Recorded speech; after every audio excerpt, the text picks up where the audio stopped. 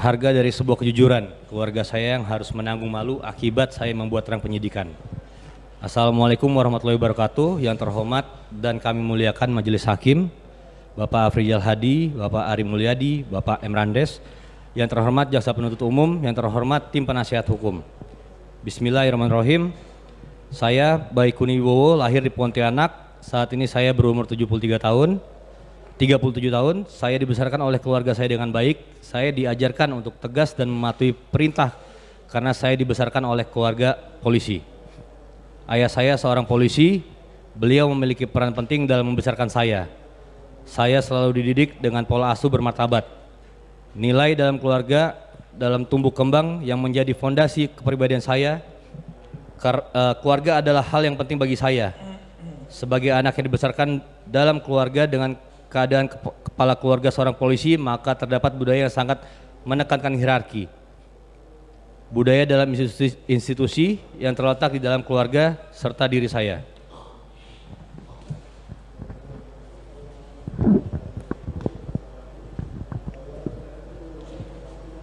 Saya warga negara Indonesia. Saya lebih memilih mengabdikan diri saya di Kepolisian Negara Republik Indonesia sesuai aturan untuk berkontribusi dalam pemerintahan negara di bidang pemeliharaan keamanan, ketertiban masyarakat, penegakan hukum, perlindungan, pengayoman, dan pelayanan masyarakat. Semenjak saya menjadi polisi, ayah saya selalu mengingatkan saya untuk menjadi polisi yang baik, jangan suka memeras, dan jangan suka memakan rezeki orang atau anggota. Saya selalu menerapkan hal tersebut dalam diri saya dan menjunjung tinggi nilai-nilai tersebut dalam berdinas. Selama berdinas, saya tidak pernah meminta kepada pimpinan untuk mendapatkan jabatan atau berdinas di wilayah tertentu. Saya tidak pernah meminta untuk berdinas di kota-kota besar, walaupun dalam berbagai kesempatan saya bisa meminta untuk berdinas di kota-kota besar ataupun di Pulau Jawa, seperti misalnya saat ayah saya masih berdinas di kepolisian. Saya bisa meminta bantuan ayah saya agar tidak berdinas di kota-kota besar, namun saya tidak pernah meminta untuk diprioritaskan. Saya mulai berdinas menjadi polisi sejak tahun 2006 dan saya ditempatkan pertama kali di Polda Sumatera Barat kurang lebih selama 80 tahun. Selama di Sumatera Barat saya berdinas di Polres Payakumbuh, Polres Bukit Tinggi, dan Polres 50 Kota. Setelah saya lulus PTIK, saya ditempatkan di Polda Maluku kurang lebih 2 tahun, di Polres Maluku Tengah dan di Polres Kota Ambon. Setelah dari Polres Ambon, saya ditugaskan sebagai anggota di Satuan Tugas Satgas Tindak Pidana Perdagangan Orang, Baris Krim Polri, pada tahun 2017 sampai dengan tahun 2022. Dan selama periode tersebut, saya banyak mendapatkan penghargaan terkait pengungkapan tindak pidana perdagangan orang, antara lain dari Kementerian Pemberdayaan Perempuan dan Anak, Kementerian Perhubungan, Kementerian Luar Negeri, dan lain sebagainya. Selanjutnya, setelah lulus sekolah, saya ditempatkan di Divisi Profesi dan Pengamanan di Propam Polri. Saya bisa berdinas di Jakarta karena saya memohon kepada institusi sehubungan pada saat itu anak saya sedang sakit keras dan harus mendapatkan perawatan medis yang intens, yang tidak ada di tempat lain selain di Jakarta. Dan permohonan saya tersebut sesuai dengan prosedur, bukan karena pertolongan Pak Ferdi Sambo atau orang lainnya. Majelis Hakim yang saya muliakan, mohon izin, sungguhnya saya bingung harus mulai dari mana untuk menjelaskan pembelaan saya ini. Tapi saya akan berusaha untuk menyampaikan apa yang saya alami dari awal sampai persidangan hari ini. Mohon izin, pada hari Selasa tanggal 12 Juli 2022, saya dihubungi oleh Cuk Putranto untuk merapat ke Komplek Polri Duren 3, menemani yang bersangkutan di sana.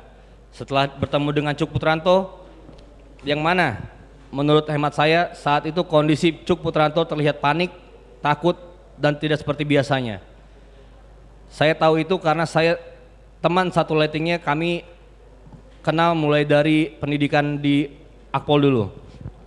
Karena saya tidak tega melihat kondisi teman satu angkatan saya seperti itu, saya tidak berpikir panjang saat diminta untuk melihat dan mengkopi CCTV dari DVR yang saat itu saya belum tahu berasal dari mana. Setelah saya mengkopi rekaman CCTV tersebut, selanjutnya saya bersama AKBP Arif Rahman, Kompol Cuk Putranto, dan AKBP Ridwan Sopolanit menonton rekaman tersebut. Saat menonton, Cuk dan AKBP Arif Rahman kaget dan panik. Saya pun masih tidak mengetahui apa yang membuat mereka kaget saat menonton rekaman tersebut. Pada tanggal 13 Juli 2022, saya sudah mengembalikan DVR CCTV tersebut kepada penyidik melalui AKP Irfan Widianto. Setelah saya mengembalikan CCTV tersebut, saya bertemu dengan AKBP Arif Rahman dan beliau menyampaikan kepada saya bahwa ada perintah dari Pak Ferdi Sambo untuk membersihkan file yang ada di flash disk dan di laptop, dan terdapat penekanan dari Pak Ferdi Sambo, apabila sampai bocor maka kalian berempat yang bertanggung jawab. Saat itu saya melihat ada keraguan dan beban di wajah AKBP Arif Rahman karena saya mengajukan inisiatif untuk melakukan backup, dan ternyata usulan saya tersebut disetujui oleh AKBP Arif Rahman, dan saya kemudian sepakat untuk menyimpan file backup di hard disk eksternal. Saya hanya berniat membantu Cuk Putranto yang pada saat itu menjabat sebagai Sepri Kadif Propam yang dianggap orang terdekat Pak Ferdi Sambo. Dan dikarenakan saya membantu Cuk Putranto, orang banyak beranggapan, berasumsi, bahkan mengkonstruksikan bahwa saya sebagai orang terdekat Pak Ferdi Sambo. Sehingga akibat asumsi tersebut, saya adalah orang ketiga yang disidang kode etik dengan hukuman pemberhentian tidak dengan hormat (PTDH). Yang mana sesungguhnya saya tidak mengenal secara pribadi Pak Ferdi Sambo. Mohon izin yang mulia, pada saat pertama kali saya diperiksa oleh tim sus, saat itu juga saya langsung dituduh untuk melakukan pengerusakan terhadap DVR CCTV tanpa alasan atau bukti yang jelas. Hingga hari itu saya tidak paham apakah karena saya membantu Cuk Putranto yang saat itu merupakan Spri dari Kadif Propam yang dianggap orang terdekat Ferdi Sambo, sehingga saya pun dianggap memiliki kedekatan dengan Ferdi Sambo, sehingga serta-merta kami memiliki niat yang sama. Dan demikian maka pantas bagi saya untuk dituduh untuk melakukan hal tersebut. Semua tuduhan yang dibebankan kepada saya hanya berdasarkan asumsi. Tidak ada satu dasar yang logis. Jika mau melihat fakta, maka hubungan saya dengan Ferdi Sambo yaitu hubungan kedinasan antara atasan dan bawahan, tidak memiliki kedekatan secara pribadi.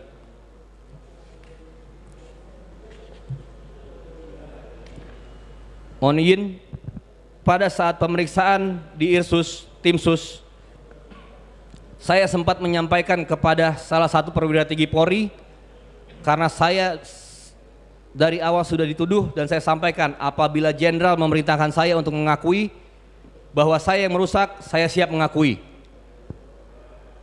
Saya siap mengakui apa yang tidak saya lakukan bila diperintahkan, karena bagi saya lebih baik saya menjalankan perintah daripada saya dituduh melakukan yang tidak pernah saya lakukan. Saya membantu Cuk Putranto dengan cara mengkopi rekaman CCTV yang terdapat dalam DVR yang pada saat itu belum menjadi barang bukti, dan sampai sekarang juga DVR tersebut tidak berstatus barang bukti. Selama beberapa bulan persidangan ini, saya tidak pernah melihat penetapan sita DVR Glance yang saya copy. Pada saat pertama kali diperiksa oleh penyidik, setelah laporan polisi dibuat, saya langsung menjelaskan secara rinci apa yang saya ketahui, mulai dari mengcopy, menonton, dan menyerahkan DVR kepada penyidik Polres Jakarta Selatan. Saya tidak pernah menutupi fakta. Saya tidak pernah merintangi fakta. Saya memiliki niat yang tulus membantu para penyidik dengan memberikan salinan rekaman CCTV tersebut, walaupun saya harus melawan rasa takut saya untuk melawan kuasa seorang Kadif Propam. Tapi niat saya untuk membantu malah membuat saya sampai ke persidangan hari ini. Niat saya membantu penyidik malah membuat seluruh keluarga saya harus menanggung malu. Inilah satu kenyataan bahwa sekeluarga dipermalukan karena saya telah berniat baik.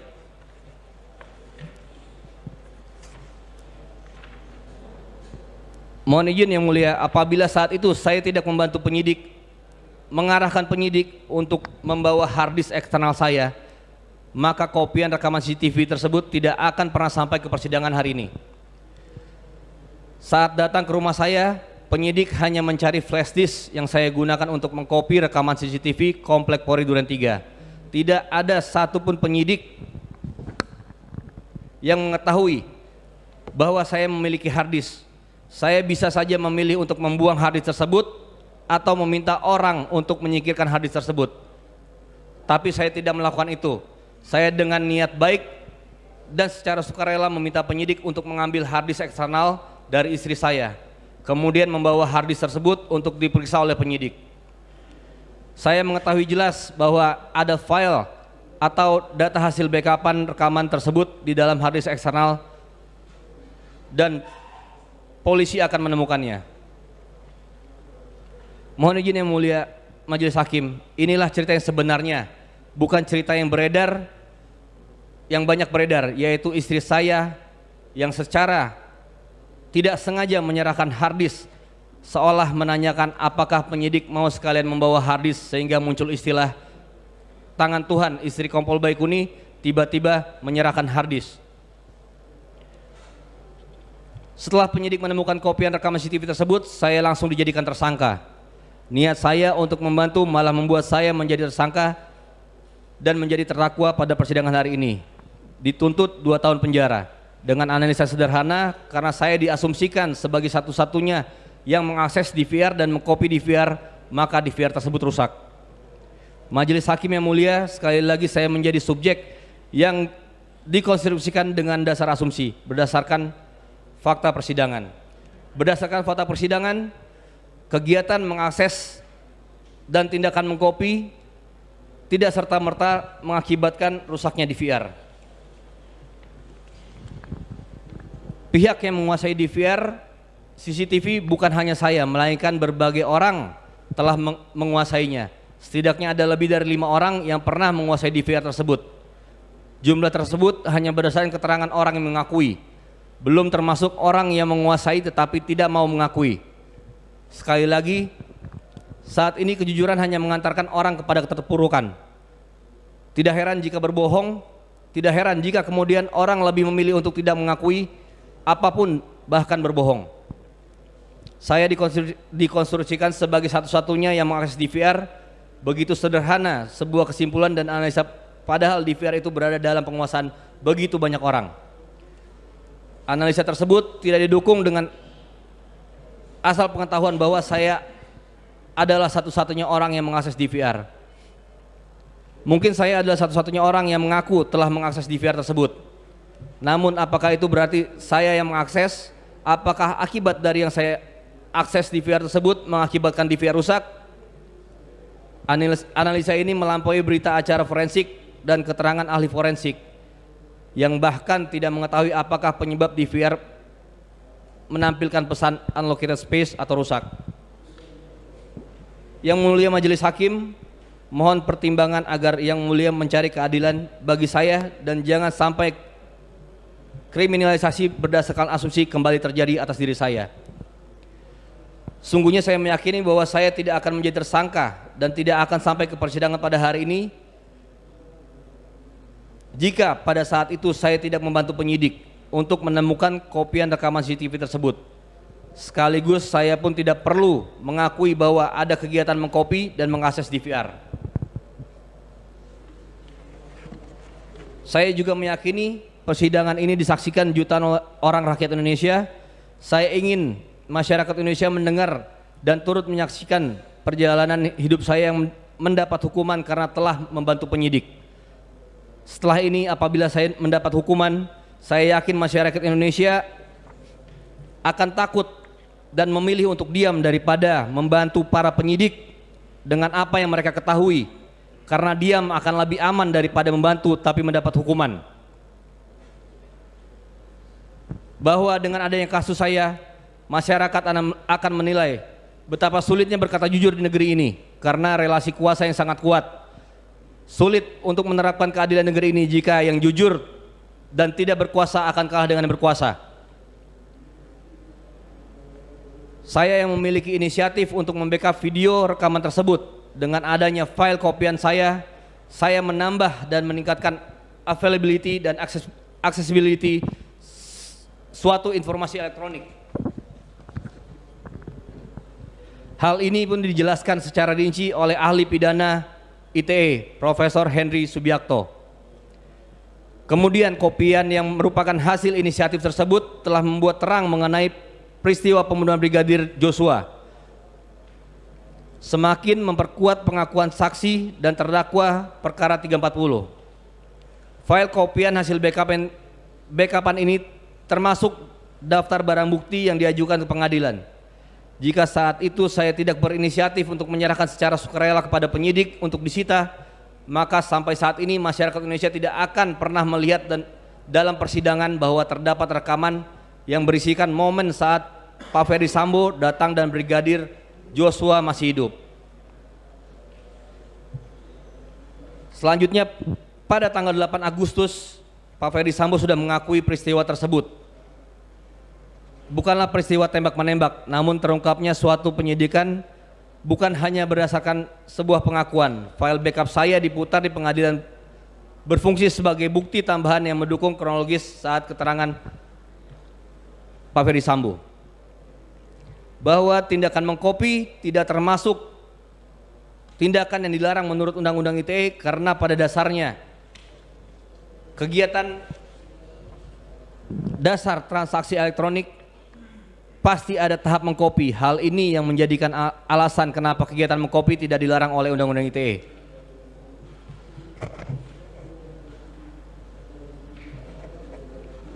Saya berharap mendapat keadilan yang nyata pada persidangan ini. Mohon izin yang mulia, setelah pemeriksaan oleh tim sus, saya diperintahkan untuk langsung masuk ke dalam penempatan khusus, yang pada saat itu pun saya belum ada surat perintah untuk penempatan khusus. Meskipun demikian, saya tetap melaksanakan perintah tersebut. Saya tidak sempat memberitahukan kepada istri dan anak-anak saya hingga istri saya mengetahui hal tersebut dari orang lain dan dari media. Selama 1 bulan di Patsus, istri saya harus berbohong kepada anak-anak saya yang baru berusia 7 tahun dan 3 tahun bahwa saya tidak pulang ke rumah dan tidak bisa dihubungi karena sedang bertugas di luar negeri.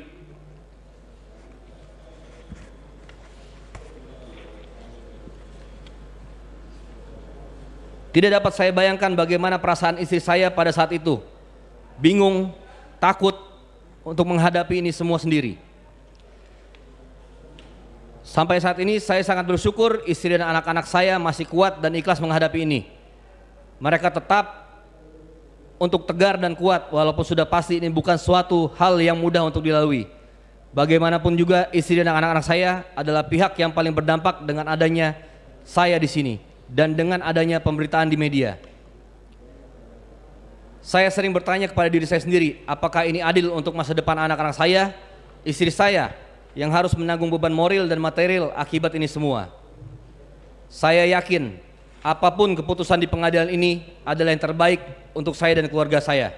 Karena saya yakin kita semua akan berada di pengadilan Allah pada akhirnya.